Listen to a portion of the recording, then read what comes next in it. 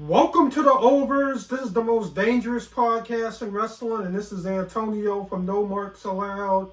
And let's take a moment of silence for Hollywood Hulk Hogan.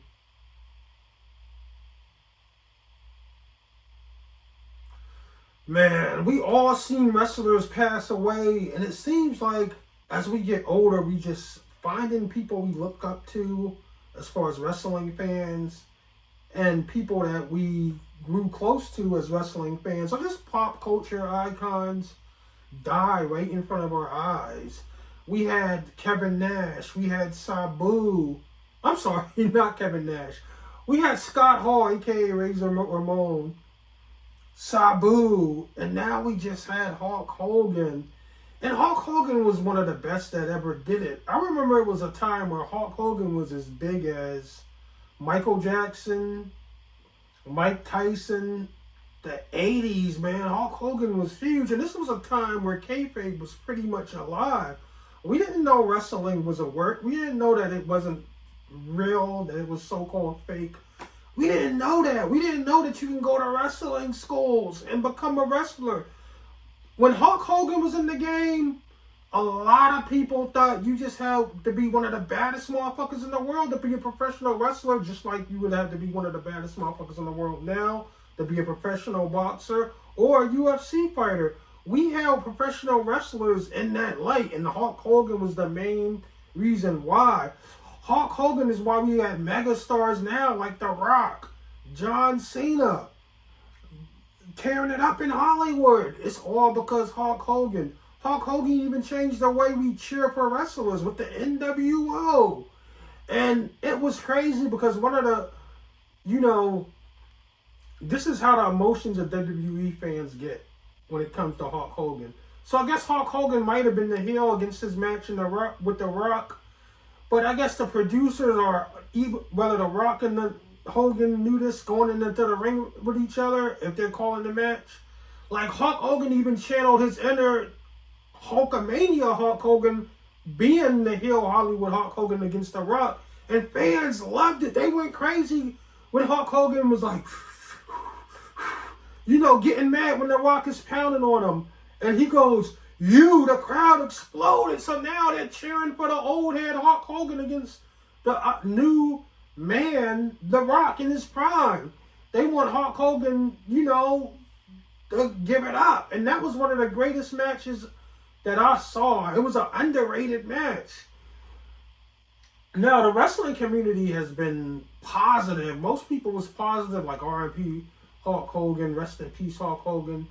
But then you had the bum-ass niggas, the negative people that brought up that racist shit, which was a classless act. And it's always the bitch-ass broke bum niggas that got 200 followers but following 18,000 people that got no motion, that tried to bring up some racist shit after he died. But at the same time, you watch WWE, you go to WWE events, you pay for their pay-per-views, and you still trying to bring up some racist shit about Hulk Hogan when Triple H let him back to WrestleMania, let him back to the Netflix premiere, let him do meet and greets, still selling his merch. So basically, Triple H and WWE and Hulk Hogan might be of the same ilk. But don't hate on Hulk Hogan when he died. You know what I mean? And you ain't say nothing when he came to WrestleMania or SmackDown. Or you ain't post on your page for 6 months and you wait till Hulk Hogan die and then you post on your page. You's a weak sucker, man. You's just a whack-ass nigga. No wonder your the following ratio is so poor because, come on, bro. You don't kick a man when he was down. Like me, I don't agree with everything Hulk Hogan said, but I'm still going to be respectful because at the time, I was a big fan of his and he passed away. Especially when he said that shit about Trump. When he's like, we're going to lock up the drug dealers. He wasn't talking about the white people that's helping the cartel bring the drugs in because we don't own no boats, planes, or trains to get this shit into the black communities. No, he was talking about niggas in the streets that's hustling to pay their families or feed their families, hustling to survive because ain't no $100,000 jobs for you when you got, 3 or 4 felonies. You hustling to survive. Hulk Hogan was talking about locking up those dudes. So I didn't really like Hulk Hogan when he started supporting Trump. But that's why you shouldn't, talk about politics in public, because it can make people, not like you. But that wasn't enough for me to bring up some shit he said over 10 years ago in the privacy of his home, being recorded by a nigga that let him fuck his wife. You see what I'm saying? And you forgive people, and the WWE believes in that, so they let Hulk Hogan come back. A lot of black people let Hulk Hogan come back. It's only the lames. That's like when somebody hear Mexicans use the N-word, and it's always the black people that don't do shit. They're like, I don't want them using the N-word, or Puerto Ricans using the N-word, when they have the same struggles we do. They just said something about Jacob Fatu using the word nigga. If you have a problem with Jacob Fatu using the word nigga, use a cornball, use a lame, and you ain't a street nigga, and you ain't gonna do shit about it. Use a bitch. Because if you busting your guns and you robbing people and you getting locked up for shit, use a nigga, because that's what niggas do. Mexicans, Puerto Ricans, if you in that same struggle, like, running from the police, getting harassed by police because you're color, and you live in that lifestyle, use a nigga. You know what I mean? And I don't think Mexicans, Puerto Ricans, or Samoans mean nothing by that. But you ever notice, it's never the street niggas that's complaining about it. There's always some bitch-ass black people that's not even in the trenches, that don't get nothing to do with this shit, that ain't gonna confront them, that say shit under, online, but you want the real street niggas to say something to them. No, you say something to them, pussy. But get back to Hulk Hogan, man. Hulk Hogan was one of the greatest of all time. I remember his match against Andre the Giant. When Hulk Hogan got his chain snatched by Andre the Giant and his chest was bleeding, people was actually crying at that moment, because Andre the Giant was supposed to be Hulk Hogan's friend.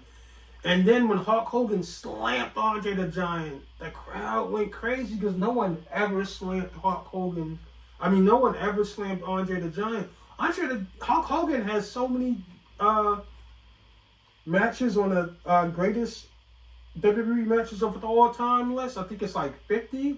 Hulk Hogan had probably got like 5 of them, and The Rock one was one of them. So you know what I'm saying? It's like Hulk Hogan, rest in peace to Hulk Hogan. I ain't had nothing bad to say about him when he passed away, because I forgive people. It's people that murdered people before and they got out of jail. It's people that did worse things than say something what Hulk Hogan said, and they forgive them. Like, we can't throw people away for something that's they said. You got to find out why he said it or what context he said it. Because us as black people, we say racist stuff in our household all the time about white people, and we would never say it at work or at the workplace or a public setting. But people probably called white people a devils or crackers before amongst their friends. And what if one of your friends recorded it and took it to a job, and then you got fired for being racist? But you probably got a few white friends, but you still said that in the confines of your own home. But yeah, it was a lot of whack niggas that was posting that, bullshit about Hulk Hogan, that racist shit. And it's a lot of people that was posting jokes, like the Booker T, thing, when he's like, I'm gonna get you, nigga. And they was like, that's the Grim Reaper coming from Hulk Hogan, or Hulk Hogan's first day in hell. They made jokes about it, and you know what I mean? Those are like trolling jokes. But I feel like that's funnier and not trying to damage somebody's legacy by bringing up the race shit. That's, you know what I mean? Like, that type Booker T type shit and the Hulk Hogan first day in hell, that's troll shit. People laughing, you know what I mean? They do that to a lot of celebrities that actually die, you know what I mean? But when you try to put salt on somebody's name, you know what I mean? When they die, like, bring up that racist shit, like he burning crosses in his front yard, it's just the wrong thing to do. And I feel like it was a bunch of whack niggas, and it was a certain ilk of people that was doing it. But R.I.P. to Hulk Hogan. It's wild because we've seen Hulk Hogan die, Malcolm Jamal Warner died from the Cosby Show, and Ozzy Osbourne died all in the same week. And all three of them was part of America's childhood. I remember when MTV Verse had the Ozzy Osbourne show. It was one of the highest rating shows they ever had. You know what I mean? Everybody loved Ozzy's kids. You know what I mean? Because they was just funny. And his wife was funny. They was funny. Reality TV took off after that. Malcolm Jamal Warner had one of the best sitcoms ever, The Cosby Show. Then he spiraled into Malcolm and Eddie, and then some other, hit TV shows. But The Cosby Show, everybody loved Theo from The Cosby Show, especially the girls. They liked him in a different way. But Theo was a positive role model. So rest in peace to our childhood, man. And you can tell we're getting old with the people we see pass away.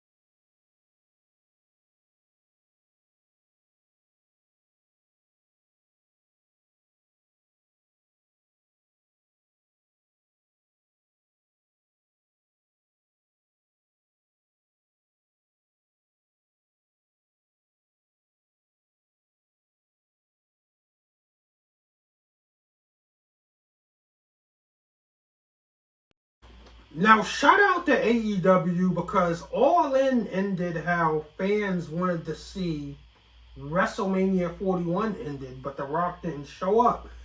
And it was crazy because Tony Khan is a genius. Right when people start complaining how bad WWE is, Tony Khan announces the return of Kenny Omega, Darby Allin, you know what I'm saying?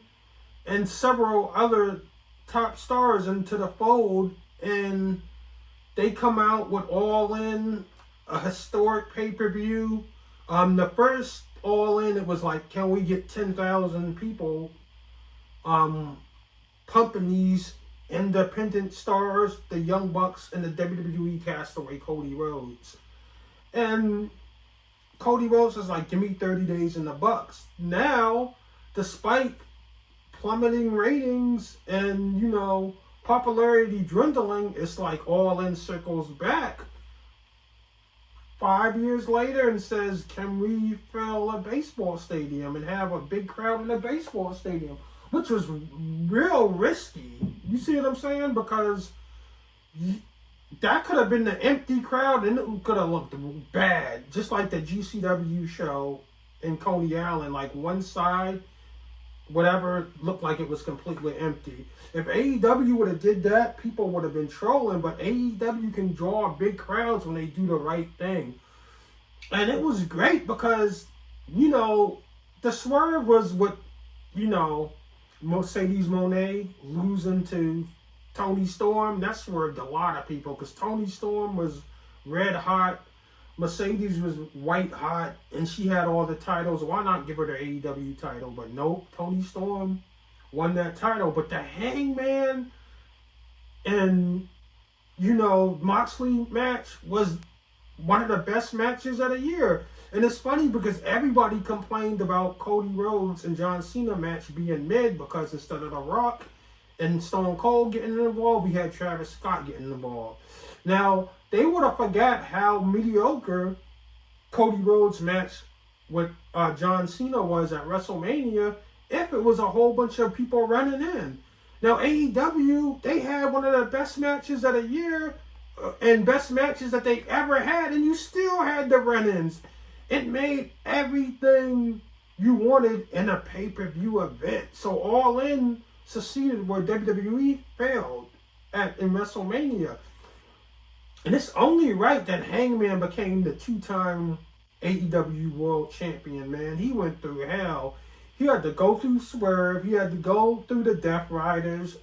He went through hell. He gave Moxley hell. And how ironic how he beats John Moxley by hanging him with the chain. You know what I mean? His name is Adam Hangman Page. And taking the belt out of that briefcase.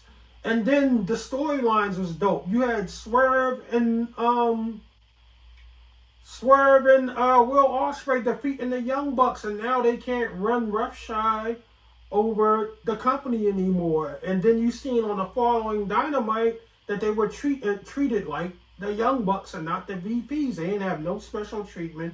They had to catch a Uber. They even took the VP off their dressing room and gave them a Rudy Poo dressing room and said not VPs anymore.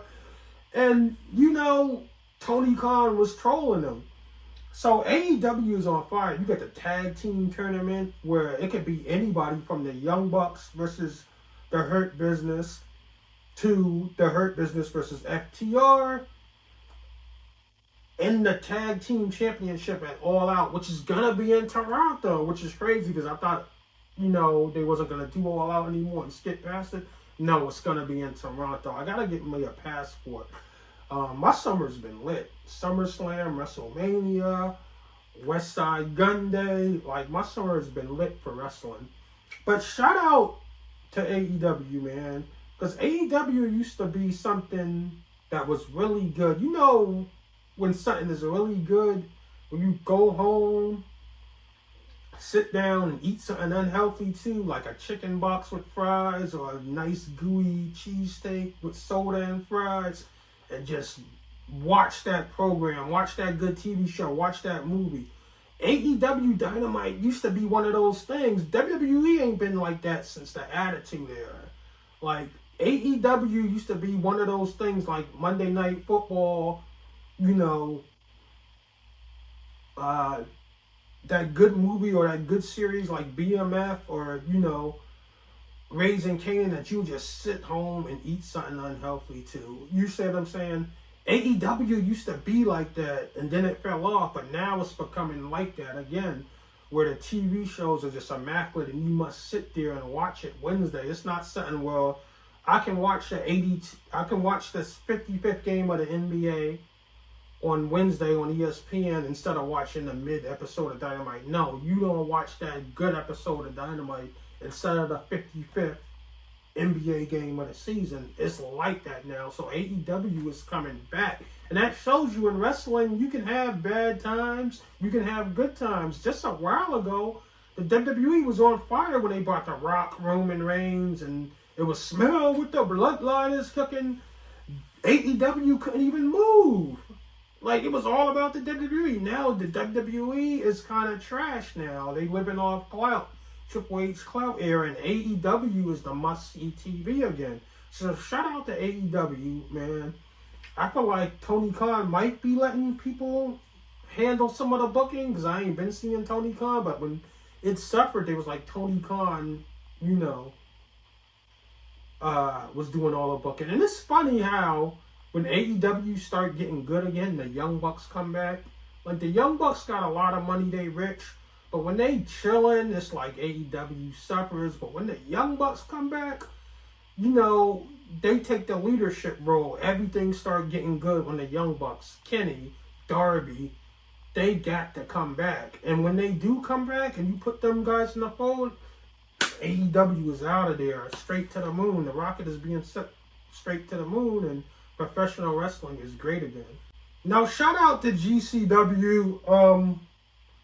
There's been some things that I said about GCW, about them falling off. It ain't been good. The crowd's been low, but I went to the GCW show in Coney Island, and one thing I noticed about the matches that they were entertaining. It wasn't a bloodbath. It wasn't people getting stabbed in the eye.